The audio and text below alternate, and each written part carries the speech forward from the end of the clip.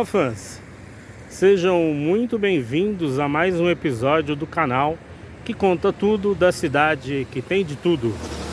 O passeio de hoje é numa avenida localizada no limite entre a zona centro, sul e oeste, em uma das regiões mais elevadas da cidade, uma das mais importantes vias e um dos principais centros financeiros da cidade, assim como também um dos seus pontos turísticos mais característicos.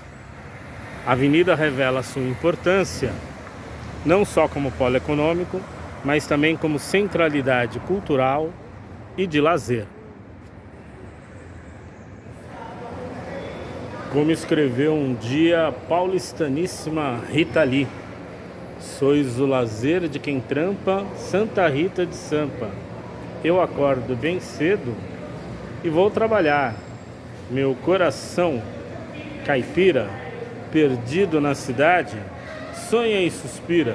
Sou fã número 1 do cantor popular, da vida de artista, da santa padroeira, da Avenida Paulista.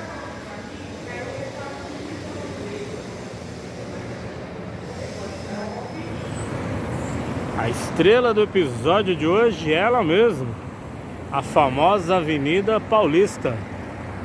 Bom passeio!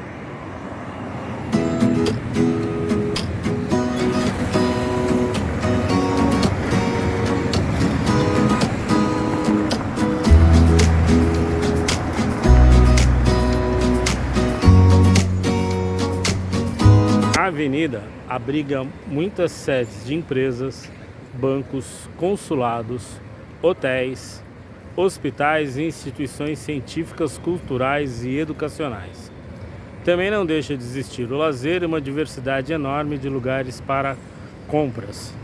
Pela Paulista todos os dias movimentam-se milhares de pessoas oriundas de todas as regiões da cidade e até de fora dela. Além disso, a avenida é um importante eixo viário da cidade, ligando importantes avenidas como a Doutor Arnaldo, Rebouças, 9 de Julho, Brigadeiro Luiz Antônio, 23 de Maio, Rua da Consolação e Avenida Angélica. Mas como será que ela adquiriu tanta importância e se tornou o símbolo da cidade?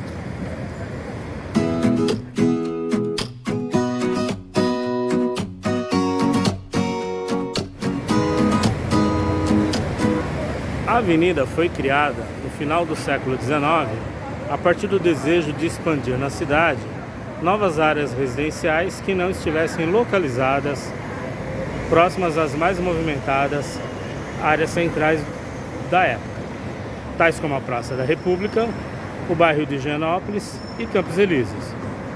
A Avenida Paulista foi inaugurada no dia 8 de dezembro de 1891 por iniciativa do engenheiro Joaquim Eugênio de Lima e do senhor Clementino de Souza e Castro, na época o presidente do Conselho de Intendências da cidade, o equivalente hoje ao cargo de prefeito. Toda a região local servia à época de passagem de boiadas a caminho do Matadouro. Naquela época houve grande expansão imobiliária em terrenos das antigas fazendas, o que deu início a um período de grande crescimento. As novas ruas seguiam projetos desenvolvidos por engenheiros renomados, e nas áreas mais próximas à avenida e seu parque central, os terrenos eram naturalmente mais caros que nas áreas mais afastadas.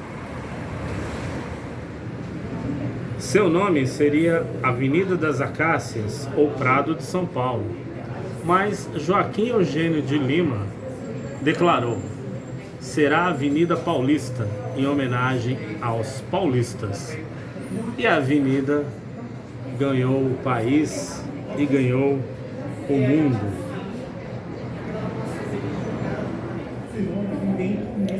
Em sua extensão está a maior concentração de consulados da cidade, sendo eles o da África do Sul, Albânia, Argentina, Bélgica, Bolívia, Chile, Coreia do Sul, França, Índia, Itália, Japão, Jordânia, Líbano, Luxemburgo, Mônaco, República Dominicana, Síria, Suíça e Taiwan.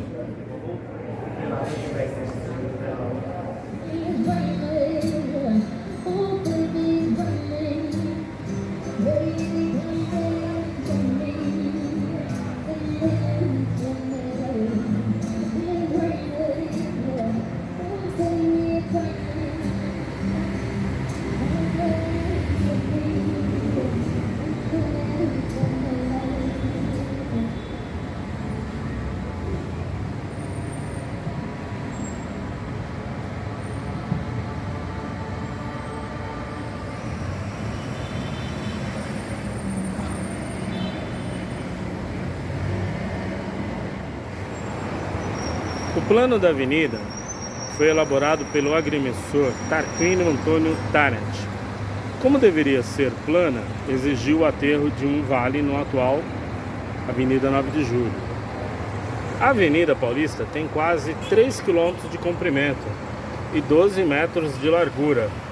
Originalmente foi dividida em uma parte para bondes, a do centro para carruagens e uma outra para cavaleiros. O piso carroçável era coberto por pedregulhos brancos.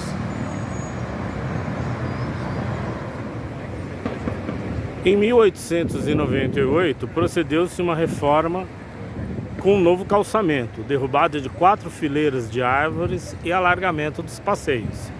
Em maio de 1927, seu nome foi alterado para Avenida Carlos de Campos, homenageando o ex-governador do estado.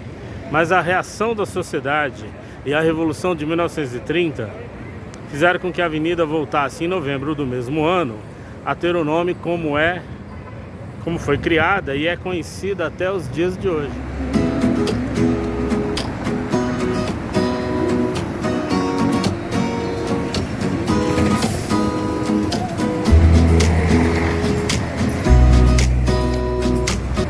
A avenida foi aberta seguindo padrões urbanísticos relativamente novos para a época. Seus palacetes possuíam regras de implantação que, como conjunto, caracterizaram uma ruptura com os tecidos urbanos tradicionais. Os novos palacetes incorporavam os elementos da arquitetura eclética, tornando a avenida uma espécie de museu de estilos arquitetônicos de períodos e lugares diversos, e dos novos empreendimentos norte-americanos. A Avenida Paulista foi a primeira via pública asfaltada de São Paulo em 1909, com material importado da Alemanha, uma novidade até na Europa e nos Estados Unidos.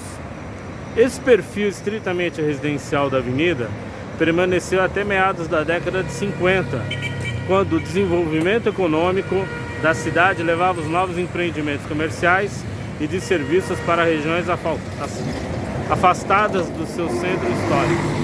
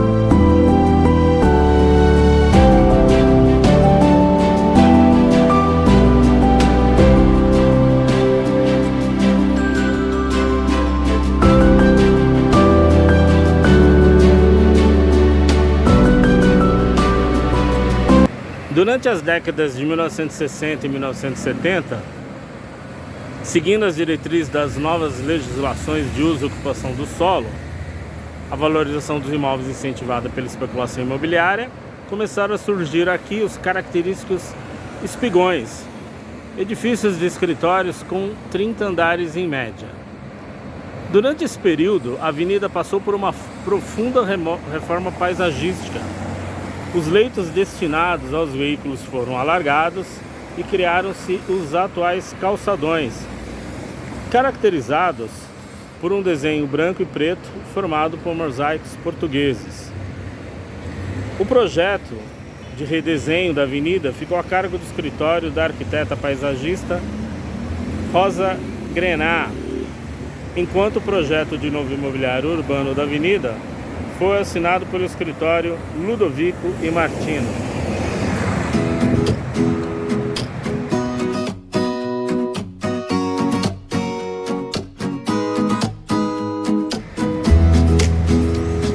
Aqui se localiza o conceituado MASP, Museu de Arte de São Paulo.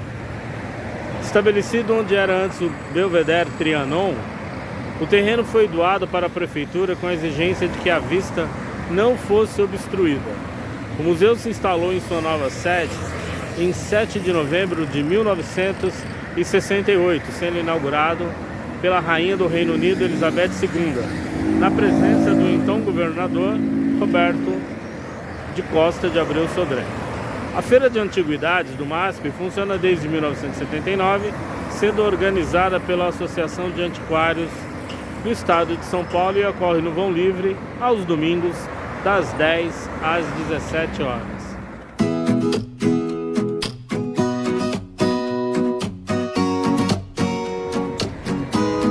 O Parque Tenente Siqueira Campos, mais conhecido como Parque Trianon, foi inaugurado no dia 3 de abril de 1892, na cidade de São Paulo, um ano após a abertura da Avenida Paulista. Foi projetado pelo paisagista francês Paul Villon e inaugurado pelo inglês Barry Parker. A estátua na entrada do parque é em homenagem ao bandeirante Anhanguera.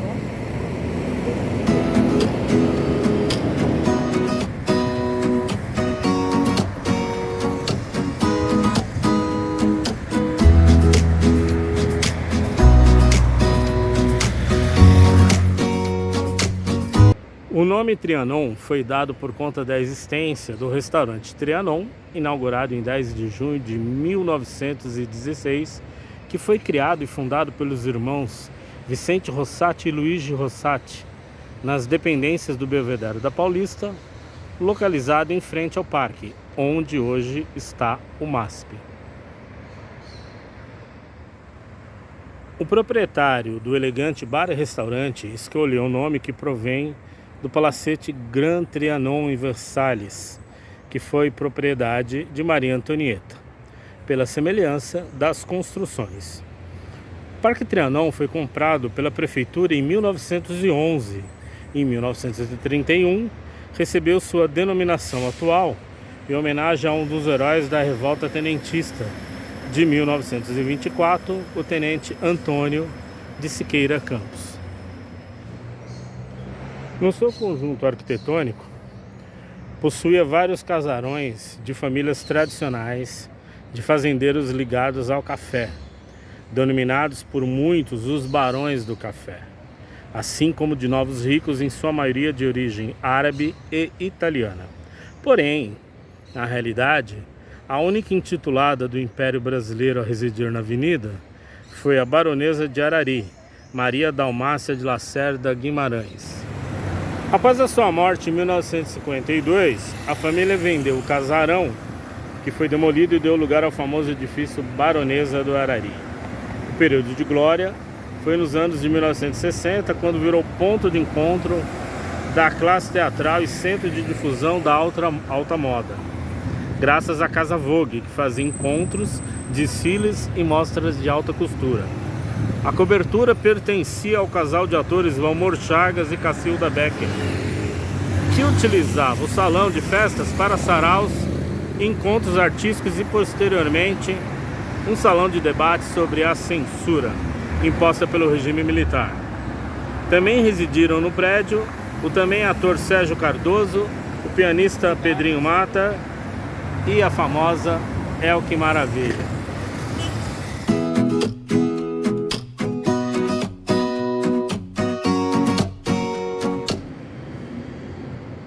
Poucos casarões ficaram, como é o caso da Casa das Rosas, uma obra do escritório do renomado arquiteto Ramos de Azevedo, para a residência de sua filha.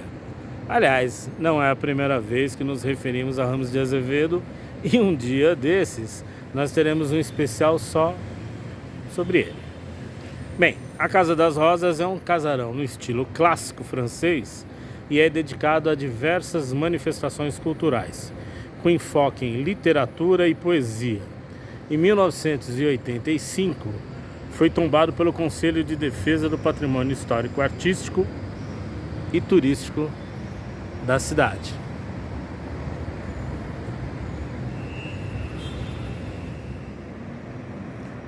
A Casa das Rosas possui, desde seu início, as características originais do seu vasto e famoso Jardins de Roseiras.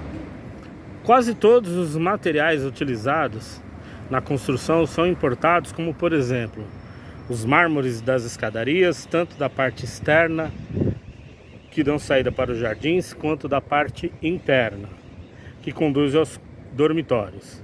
São de origem italiana. Os vidros e os cristais vieram da Bélgica, os canos condutores de água são de cobre e as louças do banheiro e da cozinha foram trazidos também da Europa.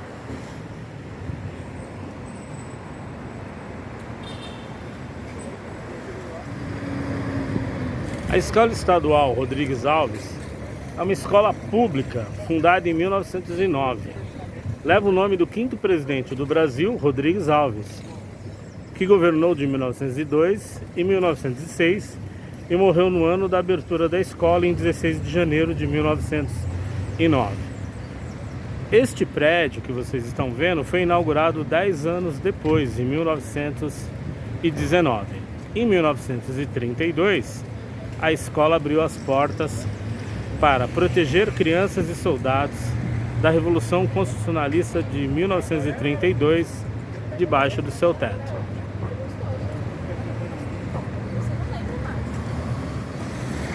Já em 1960, com a supervisão da AACD, abriu-se 4 classes especiais destinadas às crianças com deficiência física, uma das primeiras da cidade de São Paulo.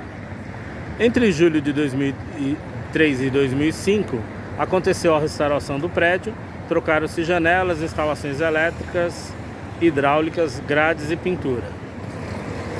Aqui mais uma curiosidade: as tintas tiveram que ser importadas da Itália, pois não havia no Brasil cores que se aproximavam do amarelo original.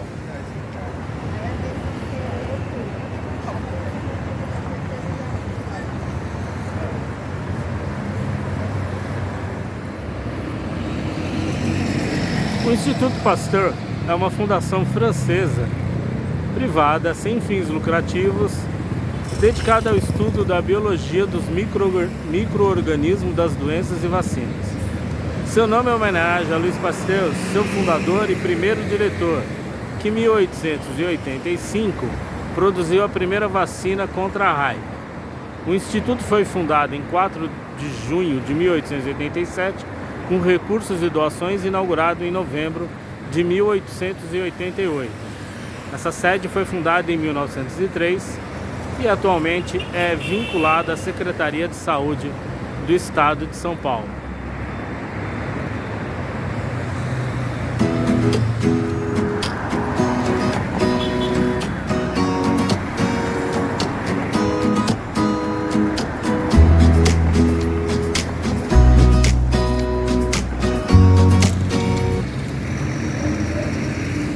Na avenida também está localizado o edifício sede da Federação das Indústrias do Estado de São Paulo, a Fiesp, que também abriga o SESI, que por sua vez possui um teatro com apresentação de peças teatrais gratuitas. O edifício da Fiesp, cujo nome oficial é Edifício Luiz Eulálio de Buena Vidigal, é um edifício da autoria do escritório Rino Levi Arquitetos, associados, que foi inaugurado no ano de 1971. Possui uma fachada predominantemente preta, design piramidal, e é considerado um cartão postal da cidade e um marco emblemático da vocação paulista para o desenvolvimento. Todos os anos são realizadas as festas de Réveillon na Avenida. Participam mais de 2 milhões de pessoas. Em 2009, por exemplo, foram mais de 15 minutos de espetáculo de fogos de artifício. Anualmente na Avenida Paulista ocorre também a Parada do Orgulho LGBT de São Paulo, a maior do Brasil e considerada uma das maiores do mundo, atraindo milhares de pessoas do município e de outras regiões do país.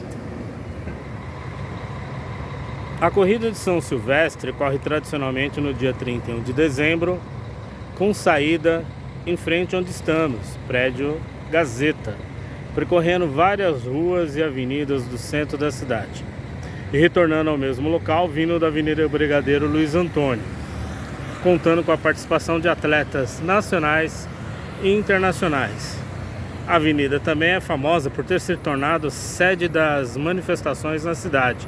O ponto de encontro se fixou em 2013 e essas manifestações tomaram conta do Brasil.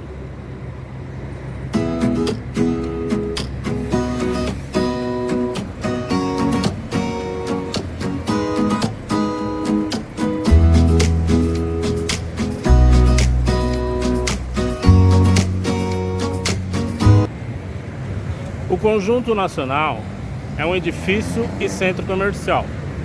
Ocupa a quadra delimitada pela Avenida Paulista, Rua Augusta, Alameda Santos e Rua Padre João Manuel. O projeto é de autoria do arquiteto David Libeskind e caracteriza por ser um dos primeiros grandes edifícios modernos multifuncionais implantados na cidade. A construção da torre que abrigaria o Hotel Nacional de São Paulo foi vetada pelas autoridades, afinal não era permitido construir hotéis na Avenida Paulista.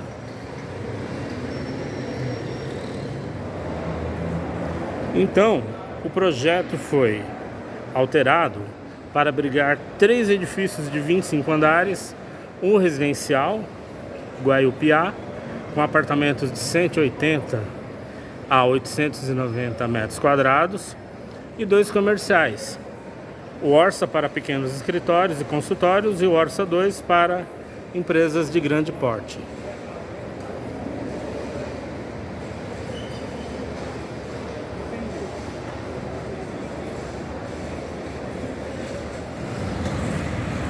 Um curioso projeto arquitetônico na Avenida Paulista é o edifício Três Maria.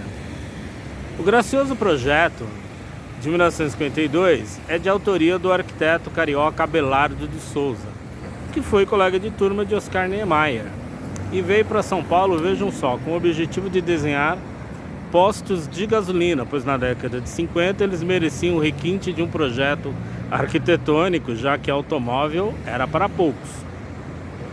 Abelardo quis brincar um pouco com um cubo mágico nesse edifício, quando projetou 2 blocos, um em cima do outro.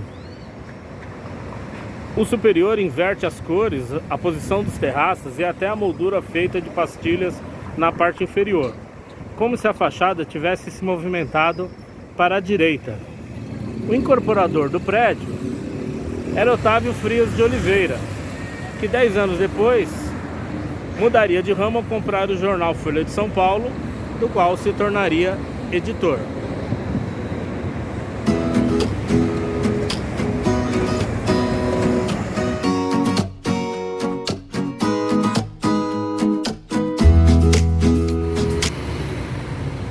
Encerramos aqui o nosso passeio pela famosa Avenida Paulista. Esperamos que tenha se divertido. Foi muito bom ter a sua companhia. Não se esqueça, se inscreva e faça parte da rede de amigos do canal SP Fãs. Dê o seu like. deixe o seu comentário, compartilhe com as pessoas que você gosta. Até breve!